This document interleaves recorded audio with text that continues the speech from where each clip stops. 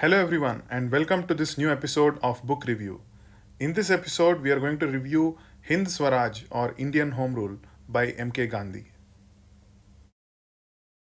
This episode is going to be a little different in that we are going to also present the summary and will be mainly focusing on the excerpts from the book.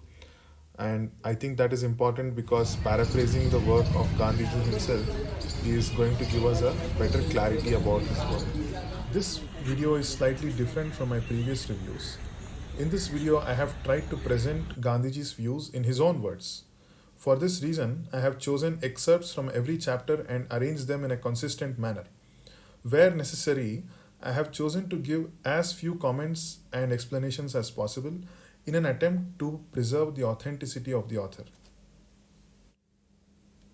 So, we'll start with a little introduction about the book itself. M.K. Gandhi wrote this book in Gujarati on his voyage from London to South Africa. And in 1909, at the young age of 37, he embarked upon a journey that few people would ever undertake. He attempted to study the hard problem of a civilizational clash at a point when it was outright dangerous. The preface to his own English translation serves as the best description for Hind Swaraj. He says, I do not know why Hind Swaraj has been seized in India. To me, the seizure constitutes further condemnation of the civilization represented by the British government. There is in the book not a trace of approval of violence in any shape or form. The methods of the British government are undoubtedly severely condemned. To do otherwise would be for me to be a traitor to truth, to India, and to the empire to which I owe allegiance. My notion of loyalty does not involve acceptance of current rule or government, irrespective of its righteousness or otherwise. Such notion is based upon the belief, not in its present justice or morality, but in a future acceptance by government of that standard of morality in practice which it at present vaguely and hypocritically believes in theory. But I must frankly confess that I am not so much concerned about the stability of the empire as I am about that of the ancient civilization of India, which in my opinion represents the best that the world has ever seen. The British government in India constitutes a struggle between the modern civilization, which is the kingdom of Satan, and the ancient civilization, which is the civilization of God. The one is the god of war, the other is the god of love. My countrymen impute the evils of modern civilization to the English people, and therefore believe that the English people are bad, and not the civilization that they represent. My countrymen therefore believe that they should adopt modern civilization and modern methods of violence to drive out the English. Hind Swaraj has been written in order to show that they are following a suicidal policy, and that if they would but revert to their own glorious civilization, either the English would adopt the latter and become Indianized, or find their occupation in India gone. Mahadev Desai, in his preface to the first Indian edition, writes, this book contains the ultimate logical conclusion of the acceptance of the twin principles of truth and nonviolence, and then decide whether these principles should be accepted or not. And we must remember that we find this mention of truth and nonviolence all across Indian history, in the civilizational history of India, whether it is in the Dharma, the Sanatana Dharma, or the Dhamma of Buddhism. We find these twin principles of truth and non-violence, ahimsa and satya, all across the various traditions of India. And this is why many people consider Gandhiji to be the emblem of our civilization, because he espouses a method that is based on these two principles. This book actually happens as a dialogue between the reader and the editor. So the editor here is Gandhiji, and the reader is a young Indian who is curious to know Gandhiji's views on how to attain freedom for India. The first chapter is titled The Congress and Its Officials. So, in this chapter, the reader is very impatient. He's a young Indian and he is displeased with the way and the pace at which Congress has been functioning. So, Gandhiji attempts to explain to this young Indian his views about why the Congress is important. So he justifies the Congress and its stalwarts like Gokhale and Dadabhai. He says the Congress brought together Indians from different parts of India and enthused us with the idea of nationality. The government used to look upon it with disfavor. The Congress has always insisted that the nation should control the revenue and expenditure. Chapter 2 is titled The Partition of Bengal.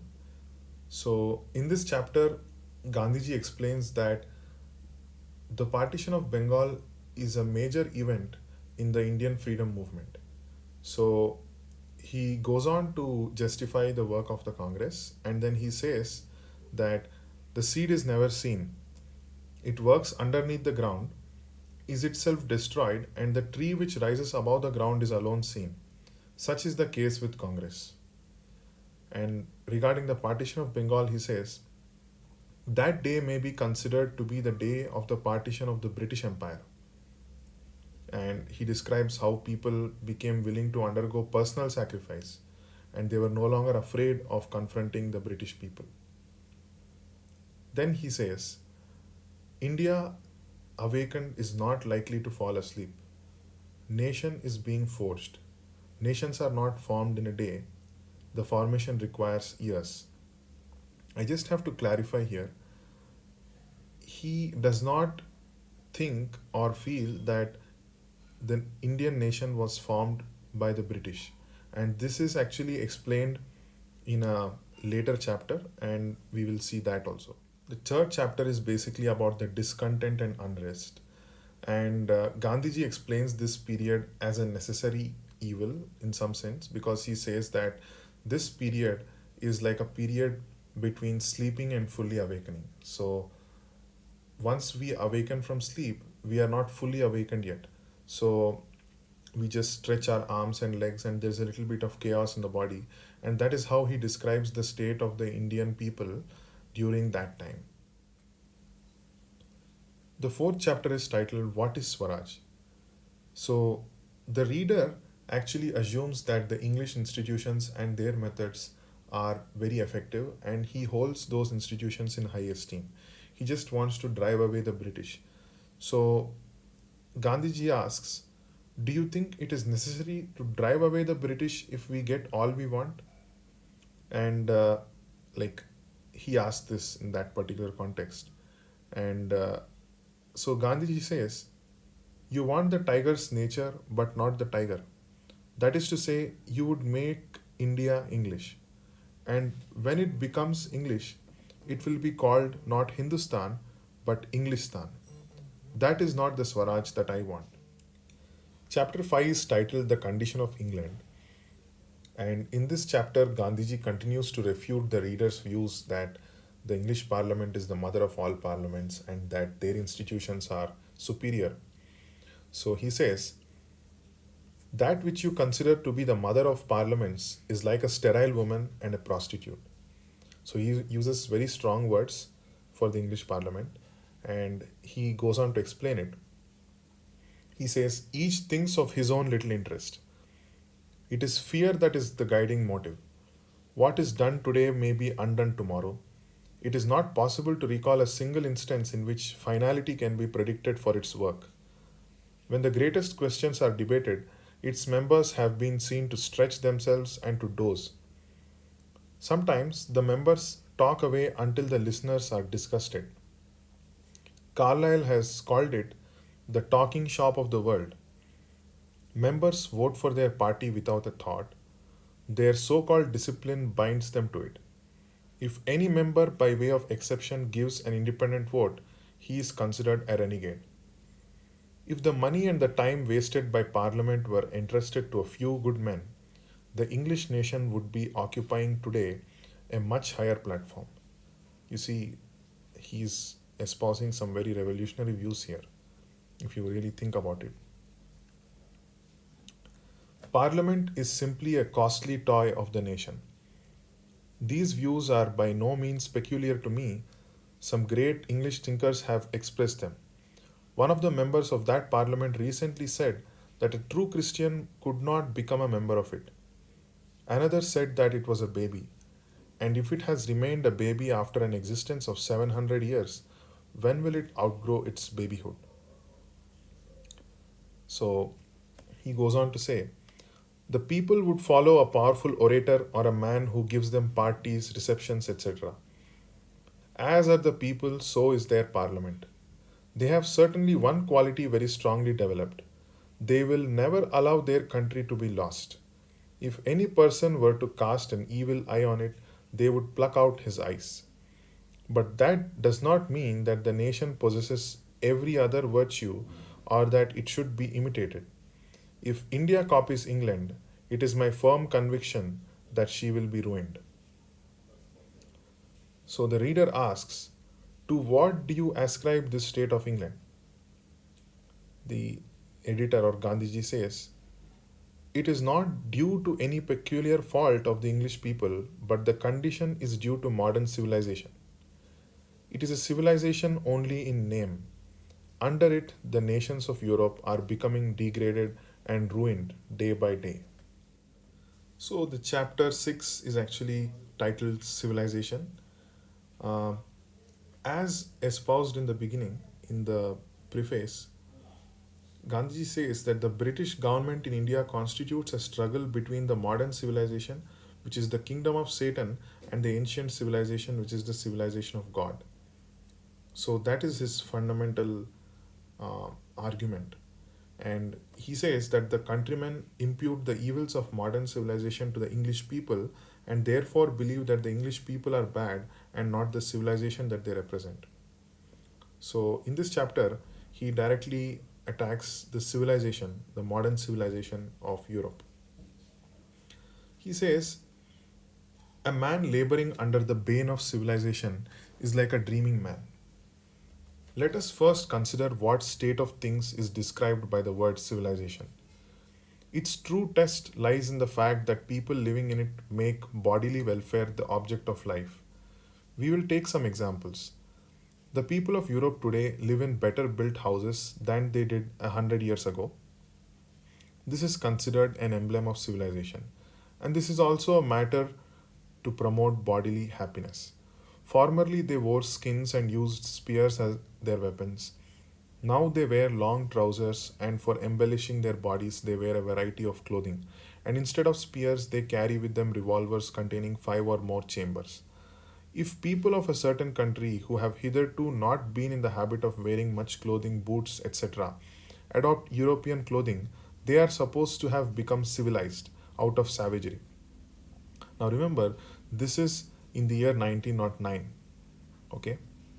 So, formerly in Europe, people plowed their lands mainly by manual labor. Now, one man can plow a vast tract by means of steam engines and can thus amass great wealth. This is called a sign of civilization. Formerly, only a few men wrote valuable books.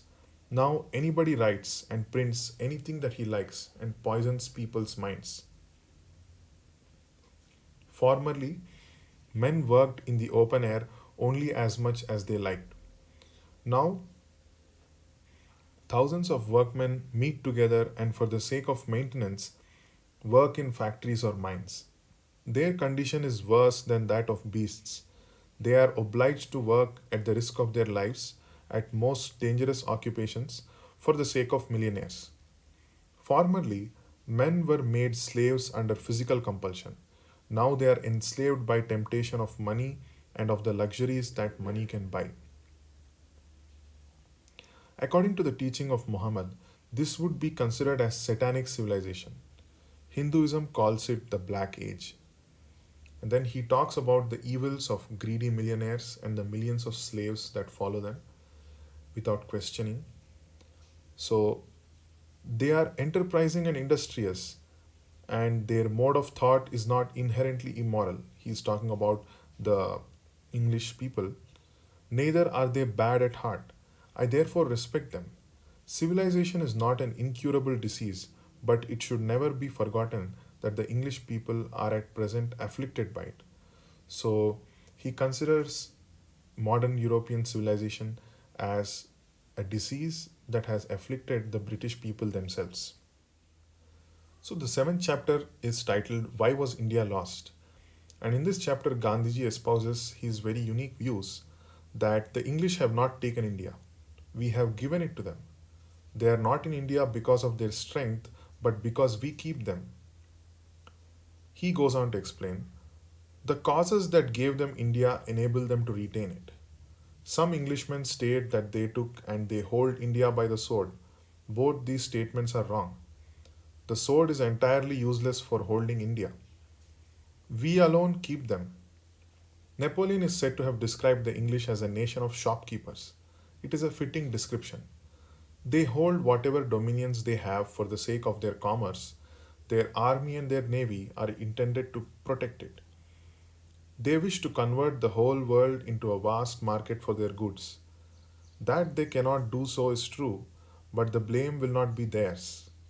They will leave no stone unturned to reach that goal.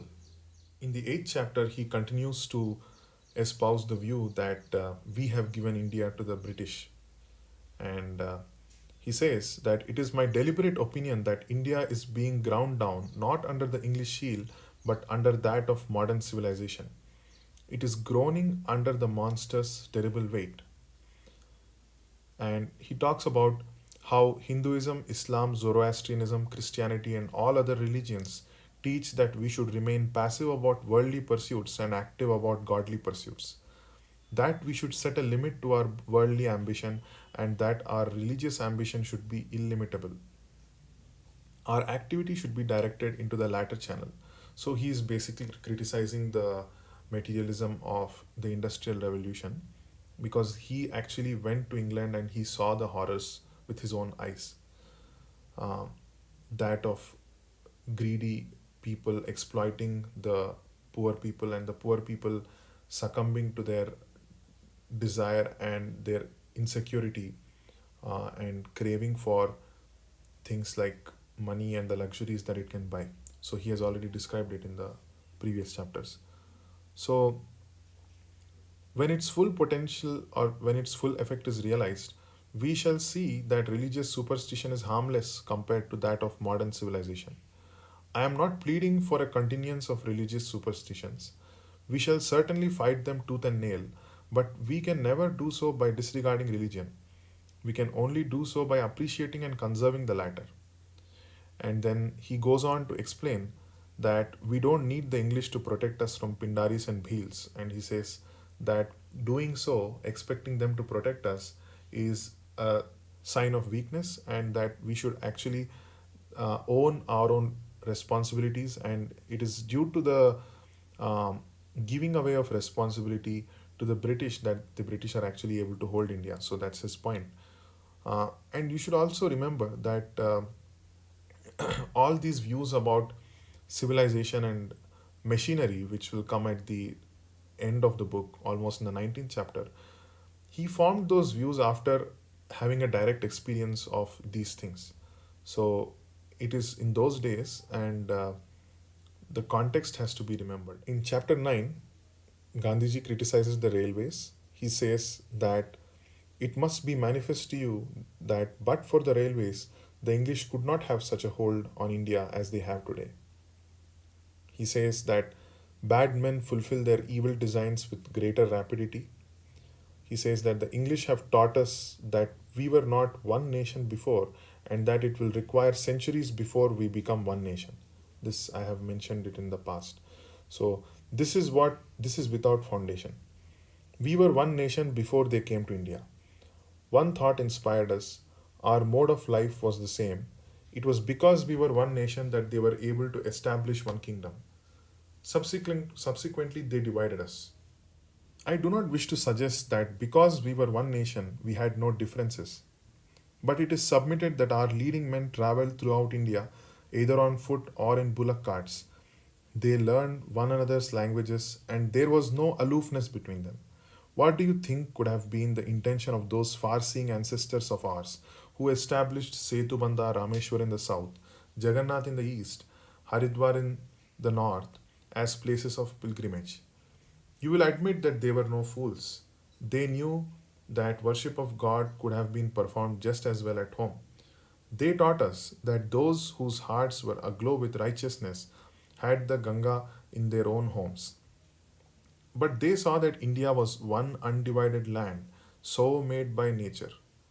They therefore argued that it must be one nation. Arguing thus, they established holy places in various parts of India and fired the people with an idea of nationality in a manner unknown in other parts of the world. So he's talking about nation states and how Indian civilization is different from the European ideas of nation state. Then he goes on to blame the railways for the distinctions and actually compares it to opium. Chapter 10 is titled The Hindus and the Mohammedans. So, in this chapter, the reader actually asks Gandhiji a very important question. He says, people of Abrahamic faiths have also come into India. So, how do you suggest that we can still form one nation? So, Gandhiji explains it in his own unique fashion. He says, God set a limit to a man's locomotive ambition in the construction of his body. Man immediately proceeded to discover means of overriding the limit. God gifted man with intellect that he might know his maker. Man abused it so that he might forget his maker. I am so constructed that I can only serve my immediate neighbors, but in my conceit I pretend to have discovered that I must with my body serve every individual in the universe. In thus attempting the impossible, man comes in contact with different natures, different religions, and is utterly confounded. According to this reasoning, it must be apparent to you that railways are a most dangerous institution. Owing to them, man has gone further away from his maker. He says, India cannot cease to be one nation because people belonging to different religions live in it. The introduction of foreigners does not necessarily destroy the nation, they merge in it. A country is one nation only when such a condition obtains in it. That country must have a faculty for assimilation. India has ever been such a country. In reality, there are as many religions as there are individuals. But those who are conscious of the spirit of nationality do not interfere with one another's religion. If they do so, they are not fit to be considered a nation. If the Hindus believe that India should be peopled only by Hindus, they are living in dreamland. The Hindus, the Mohammedans, the Parsis, and the Christians who have made India their country are fellow countrymen, and they will have to live in unity, if only for their own interest. In no part of the world are one nationality and one religion synonymous terms, nor has it ever been so in India. Well, actually, it's not entirely true because there are, uh, you know, religious based nations, nations which are formed on the fundamental basis of religion, right? But he says, religions are different roads converging to the same point. What does it matter that we take different roads so long as we reach the same goal? Wherein is the cause for quarreling? Well, again, some people do claim supremacy and exclusivity, right? We know that. When the Hindus became insistent, the killing of cows increased. In my opinion, cow protection societies may be considered cow killing societies. Well, that's another controversial point for you. So, either case, he says not all Hindus believe in ahimsa. So, he says that the thoughts of exclusivity and segregation, these thoughts are put into our minds by selfish and false religious teachers. The English put the finishing touch. They have the habit of writing history. They pretend to study the manners and customs of all peoples.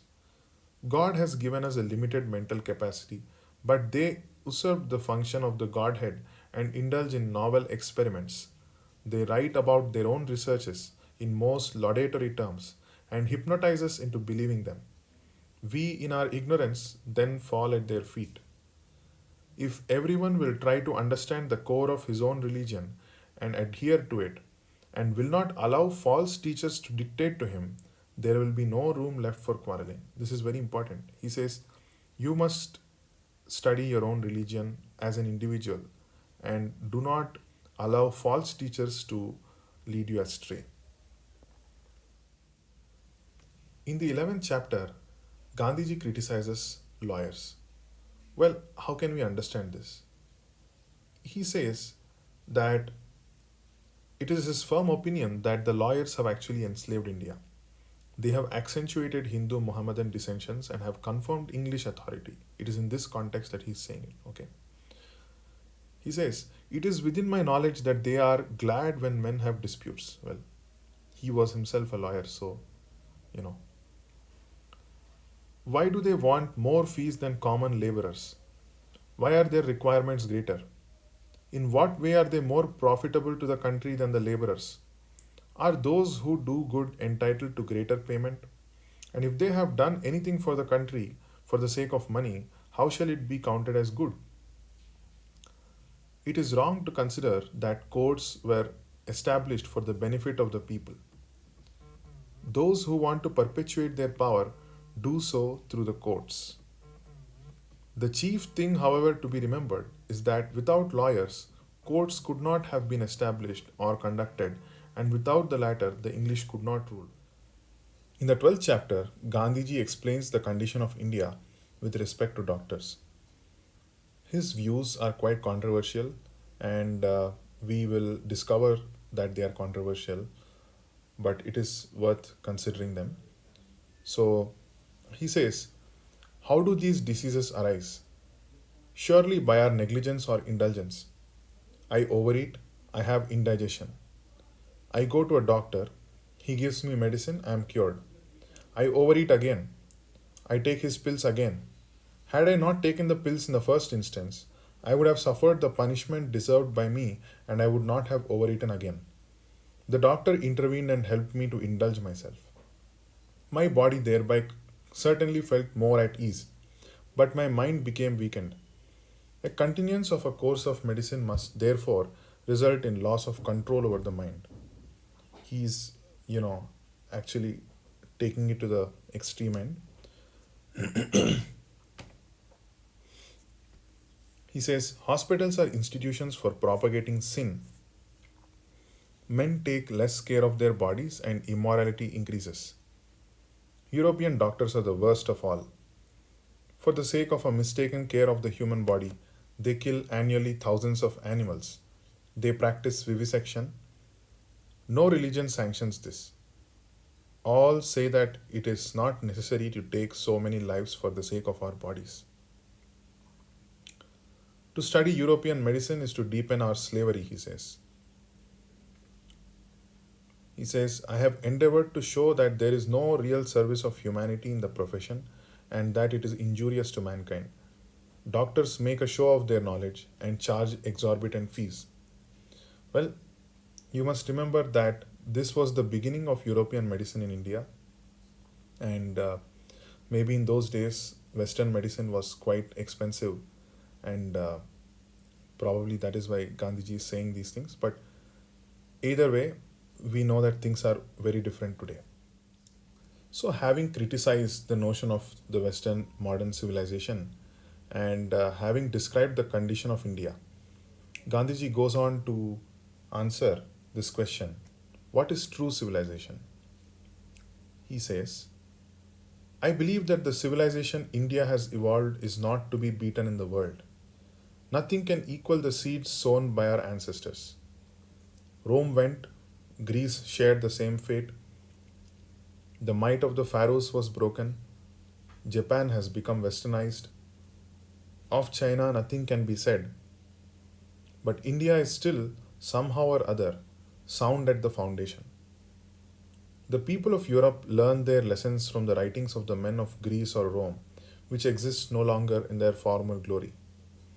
In trying to learn from them, the Europeans imagine that they will avoid the mistakes of Greece and Rome. Such is their pitiable condition. In the midst of all this, India remains immovable, and that is her glory. Civilization is that mode of conduct which points out to man the path of duty. Performance of duty and observance of morality are convertible terms. To observe morality is to attain mastery over our mind and our passions. So doing, we know ourselves. The Gujarati equivalent for civilization means good conduct. He goes on to say, we have managed with the same kind of plough as existed thousands of years ago. We have retained the same kind of cottages that we had in former times, and our indigenous education remains the same as before. We have had no system of life corroding competition. Each followed his own occupation or trade and charged a regulation wage. It was not that we did not know how to invent machinery, but our forefathers knew that if we set our hearts after such things, we would become slaves and lose our moral fiber. They therefore, after due deliberation, decided that we should only do what we could with our hands and feet. They saw that our real happiness and health consisted in a proper use of our hands and feet. They saw that kings and their swords were inferior to the sword of ethics, and they therefore held the sovereigns of the earth to be inferior to the rishis and the fakirs. A nation with a constitution like this is fitter to teach others than to learn from others. This nation had courts, lawyers, and doctors, but they were all within bounds. Everybody knew that these professions were not particularly superior. Moreover, these wakils and waids did not rob people.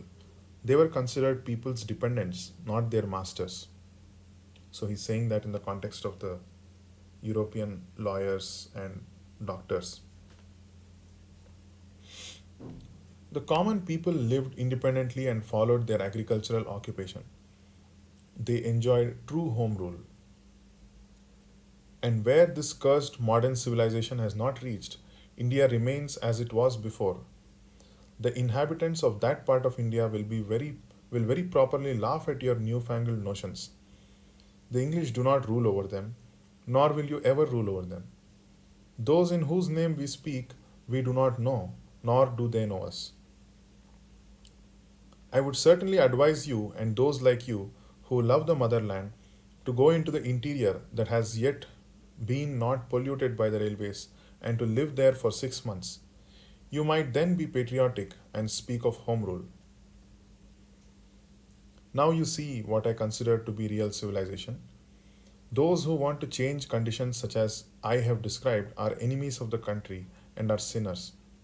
So he's holding very strong views. And by the way, I need to remind you that I have taken excerpts from various chapters. So the chapter itself is quite huge. So I have taken what I feel is most relevant in that. If you would like to get a better explanation for this, you certainly have to read the book, and you can also get more points as well. These are the points that I have considered to be important. That's why I am producing those points here. When asked about the evils of the Indian civilization, he says, you made a mistake. The defects that you have shown are defects. Nobody mistakes them for ancient civilization. They remain in spite of it. Attempts have always been made and will be made to remove them. We may utilize the new spirit that is born in us for purging ourselves of these evils. But what I have described to you as emblems of modern civilization are accepted as such by its votaries. The Indian civilization, as described by me, has been so described by its votaries. In no part of the world and under no civilization have all men attained perfection. The tendency of the Indian civilization is to elevate the moral being. That of the Western civilization is to propagate immorality. The latter is godless, the former is based on a belief in God. So understanding and so believing, it behooves every lover of India to cling to the old Indian civilization, even as a child clings to the mother. The 14th chapter is titled How Can India Become Free? So let's go into it. This civilization is unquestionably the best, but it is to be observed that all civilizations have been on their trial. That civilization which is permanent outlives it. Because the sons of India were found wanting, its civilization has been placed in jeopardy. But its strength is to be seen in its ability to survive the shock. Moreover, the whole of India is not touched. Those alone who have been affected by Western civilization have become enslaved. We measure the universe by our own miserable foot rule. When we are slaves, we think that the whole universe is enslaved. But if we bear in mind the above fact, we can see that if we become free, India is free. And in this thought, you have a definition of Swaraj. It is Swaraj when we learn to rule ourselves. It is therefore in the palm of our hands. Such Swaraj has to be experienced by each one for himself. Slaves ourselves, it would be a mere pretension to think of freeing others. If the English become Indianized, we can accommodate them. If they wish to remain in India along with their civilization, there is no room for them. If we keep our house in order, only those who are fit to live in it will remain. Others will leave of their own accord. Such things occur within the experience of all of us. So, in this context, the reader asks, but it has not occurred in history. So, to which Gandhiji replies, to believe that what has not occurred in history will not occur at all is to argue disbelief in the dignity of man. At any rate, it behooves us to try what appeals to our reason. All countries are not similarly conditioned. The condition of India is unique, its strength is immeasurable. We need not therefore refer to the history of other countries. I have drawn attention to the fact that when other civilizations have succumbed, the Indian has survived many a shock. Your hatred against them ought to be transferred to their civilization. So, chapter 15 is actually a chapter about the comparison between Italy and India. So, I'm just going to go over the points that I've made. If you believe that because Italians rule Italy, the Italian nation is happy, you are groping in darkness. I am sure you do not wish to reproduce such a condition in India. I believe that you want the millions of India to be happy, not that you want the reins of government in your hands. If that be so, we have to consider only one thing.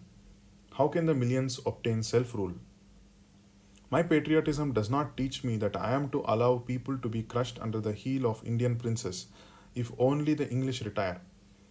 If I have the power, I should resist the tyranny of Indian princes just as much as that of the English. So, chapter 16 is a chapter on brute force.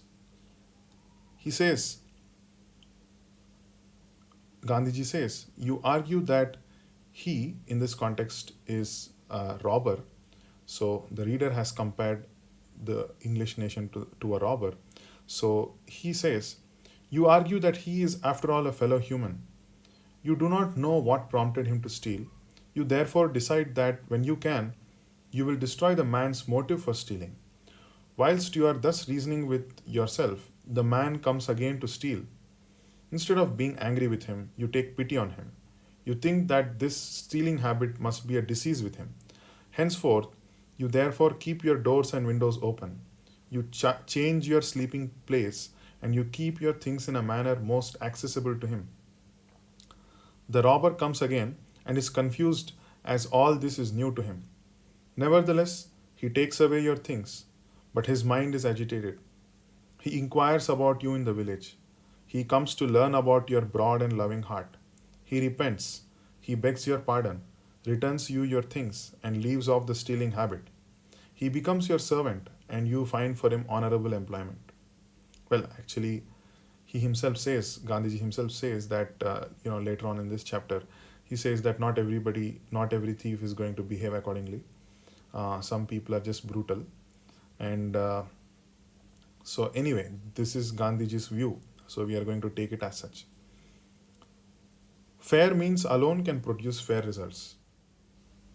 When I said we should take his views as such, what I meant was for educational purposes, we are just analyzing his views and we are not commenting on them as of now.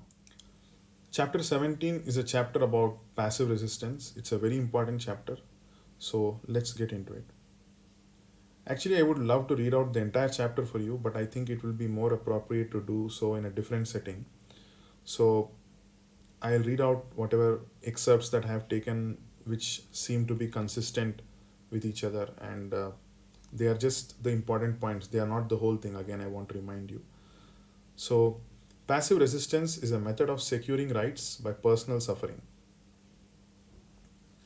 Then he goes on to say, Well, actually here the reader asks Gandhiji whether passive resistance has been proven to work in the past, in the history of any country. In this context, Gandhiji answers it as follows. He says that the history of nations is a history of war between kings. And he says the world lives on not because of it but despite it. Well, actually, it lives on both because of it and despite it at the same time, I think. So, the fact that there are so many men still alive in the world shows that it is based not on the force of arms but on the force of truth or love. Therefore, the greatest and most unimpeachable evidence of the success of this force is to be found in the fact that, in spite of the wars of the world, it still lives on. So, he's talking about the millions of people who are peaceful and just trying to make a living and, uh, existing in peace and harmony with respect to each other.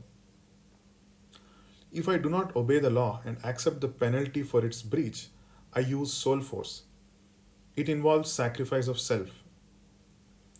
When we do not like certain laws, we do not break the heads of lawgivers, but we suffer and do not submit to the laws. That we should obey laws, whether good or bad, is a newfangled notion. There was no such thing in former days.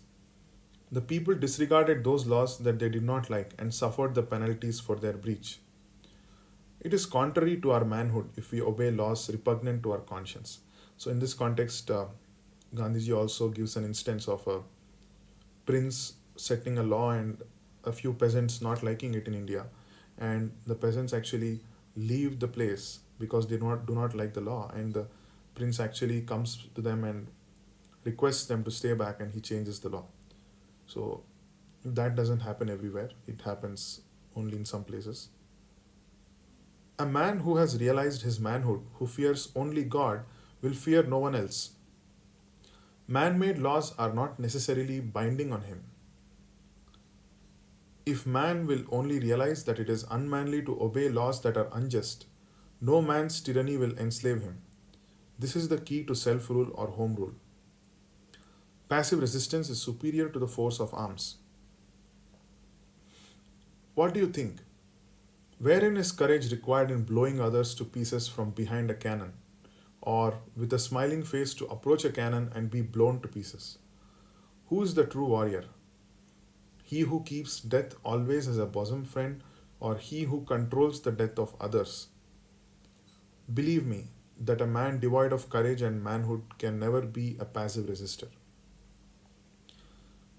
What are the requirements for passive resistance? He says, control over the mind is alone necessary, and when that is attained, man is free like the king of the forest, and his very glance withers the enemy.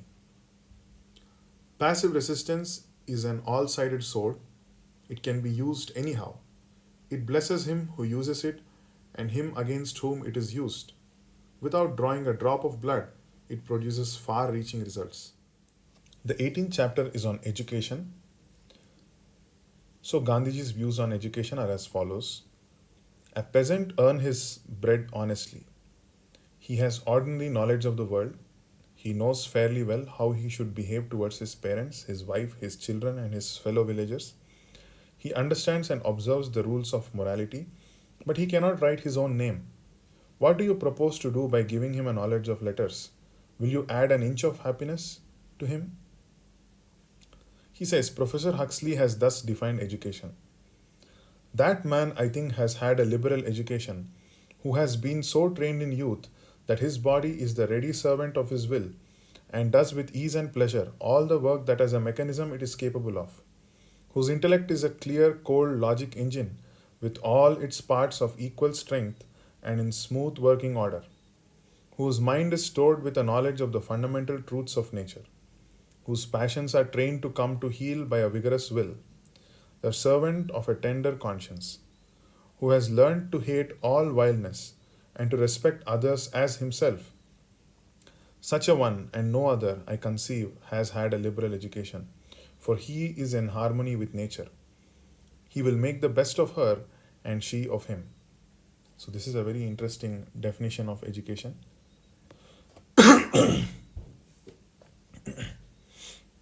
Our ancient school system is enough. character building has the first place in it, and that is primary education. A building erected on that foundation will last. Sorry. When we can only correspond with them through that language and for the purpose of knowing how disgusted they have themselves become with their civilization, we may use or learn English as the case may be. Those who have studied English will have to teach morality to their progeny through their mother tongue and to teach them another Indian language. But when they have grown up, they may learn English, the ultimate aim being that we should not need it. Well, I mean, apart from the ultimate aim, I think the current national education policy seems to be trying to do something on similar lines. Every cultured Indian will know, in addition to his own provincial language, if a Hindu, Sanskrit, if a Mohammedan, Arabic, if a Parsi, Persian, and all Hindi.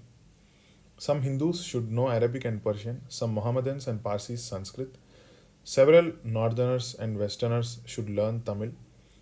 A universal language for India should be Hindi, with the option of writing it in Persian or Nagari characters.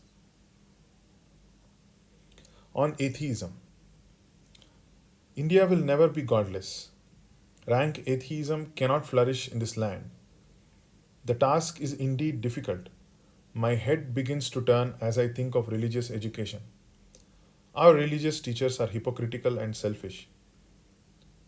They will have to be approached. The mullahs, the dasturs, and the brahmins hold the key in their hands. But if they will not have the good sense, the energy that we have derived from English education will have to be devoted to religious education. This is not very difficult. Only the fringe of the ocean has been polluted, and it is those who are within the fringe who alone need cleansing. In order to restore India to its pristine condition, we have to return to it. In our civilization, there will naturally be progress, retrogression, reforms, and reactions. But one effort is required, and that is to drive out Western civilization. All else will follow. The 19th chapter is titled Machinery. This is once again a very controversial chapter because the views that Gandhiji held were quite controversial in his own time. I mean, now they're obviously they are quite difficult to fathom and well, difficult to accept also, and they are clearly not in line with our current world. And but let's get into it. Okay. So the reader is asking a question about machinery. Gandhiji says, by raising this question, you have opened the wound I have received when I read Mr. Dutt's Economic History of India. I wept, and as I think of it again, my heart sickens. It is machinery that has impoverished India. It is difficult to measure the harm that Manchester has done to us. It is due to Manchester that Indian handicraft has all but disappeared. So this is in the beginning stages of the industrial revolution. Not the beginning, but when it really became quite popular. Machinery has begun to desolate Europe. Ruination is now knocking at the English gates. Machinery is the chief symbol of modern civilization. It represents a great sin. It would be folly to assume that an Indian Rockefeller would be better than an American Rockefeller. I fear we shall have to submit that moneyed men support British rule. Their interest is bound up with its stability. What did India do before these articles were introduced? Precisely the same should be done today. As long as we cannot make pins without machinery, so long we will do without them. The tinsel splendor of glassware we will have nothing to do with, and we will make wicks as of old with homegrown cotton, and use handmade earthen saucers for lamps. So doing, we shall save our eyes and money and support Swadeshi, and so shall we attain home rule. So you must understand that he is speaking about contexts which were very pertinent to his times, right? Those will be the losers who will not do it, and those who will not do it, although they appreciate the truth, will deserve to be called cowards. I cannot recall a single good point in connection with machinery. Books can be written to demonstrate its evils. Do not therefore forget the main thing. It is necessary to realize that machinery is bad. We shall then be able regularly to do away with it. Nature has not provided any way whereby we may reach a desired goal all of a sudden. If instead of welcoming machinery as a boon, we should look upon it as an evil, it would ultimately go. So, you can see here Gandhiji's views are quite extreme with respect to machinery, and he clearly considers it evil, and he is not trying to qualify it in any way. So, in fact, he did not change his views even when asked several times. He never chose to change his views on this. Several Westerners as well as Indians in his own time have criticized these particular views that he has on machinery. And someone, in fact, asks him that machinery is actually required to print your books as well. So he answers them by saying, this is a case where one poison is used to kill another poison or something like that. Okay. So he was quite stringent about his views on machinery, and he held them all through his life mostly.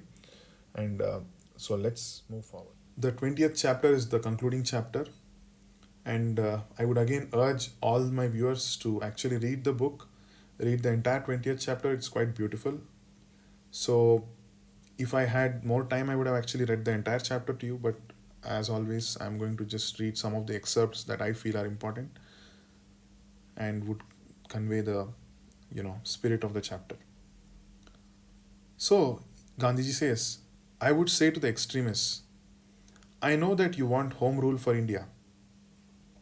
It is not to be had for your asking.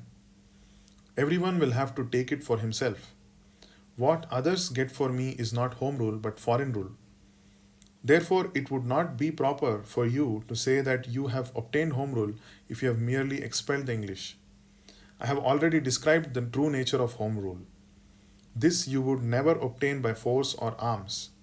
Brute force is not natural to Indian soil. You will have therefore to rely wholly on soul force.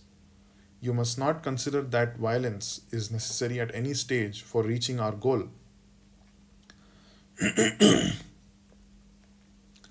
I would say to the moderates, mere petitioning is derogatory. We thereby confess inferiority. To say that British rule is indispensable is almost a denial of the Godhead.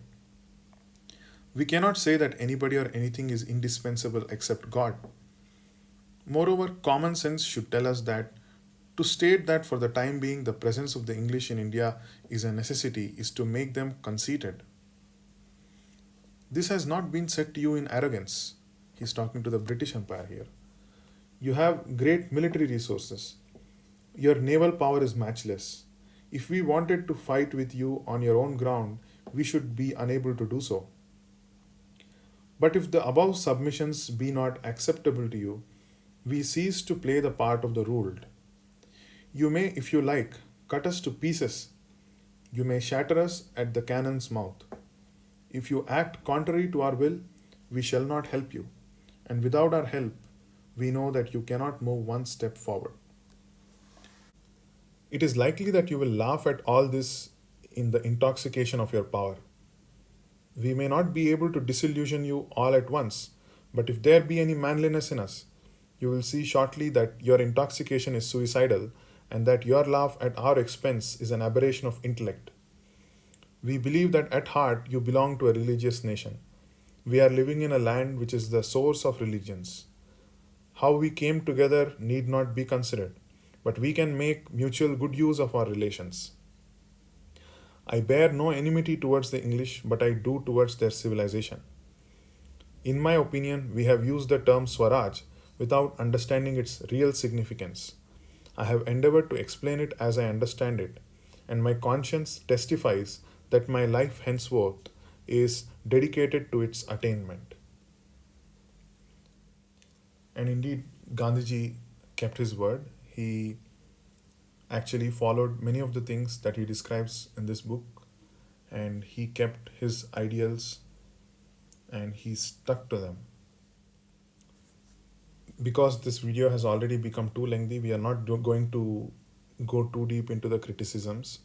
But during his own time, Gandhiji received several criticisms. I have mentioned some of them during the course of the video.